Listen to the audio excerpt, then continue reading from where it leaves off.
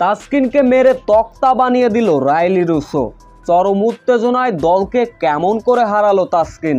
হারের পরে তাসকিনকে নিয়ে একই মন্তব্য করলেন অধিনায়ক পেরেরা। তাসকিনের কলম্বো স্ট্রাইকার এদিন মুখোমুখি হয়েছিল জাপানা কিংসের। কলম্বো স্ট্রাইকার ব্যাটাররা দুর্দান্ত পারফরমেন্স করলেন, যার ফলে জাপানা কিংসকে 189 রানের মহা লক্ষ্য ছুড়ে দেয়। এবারের এলপিএলে শুরুতেই ধারাবাহিক পারফরমেন্স করে যাচ্ছিলেন তাসকিন আহমেদ, দুর্দান্ত পারফরমেন্স করছিলেন। কিন্তু এদিন শুরুর প্রথম ওভারে উইকেটের দেখা পেলেও তাসকিন নিজের ব্যক্তিগত দ্বিতীয় ওভারে সে বেধম মার খেলেন। ওই ওভারে উইকেট ছিলেন তাসকিন শূন্য, দিয়েছিলেন 18 রান, যার ফলে মাত্র 10 ওভারে 100 রান পার করে ফেলে জাপানা কিংস। এদিন দ্রুত 50-র দেখা পেয়েছিলেন রাইলি রুসো, তার সঙ্গে যোগ্য সঙ্গী দিয়েছিলেন অভিষেক ফের্নান্দো। তিনিও মাত্র 27 বলে 50-র দেখা পান।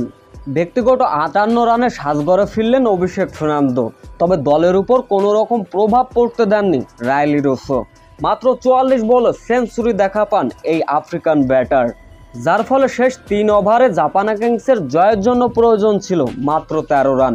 মূলত রাইলি রুসোর এমন দানবীয় ইনিংসে ভর করে তাসকিনের কলম্বো স্ট্রাইকারকে বড় ব্যবধানে হারালো জাপানা কিংস।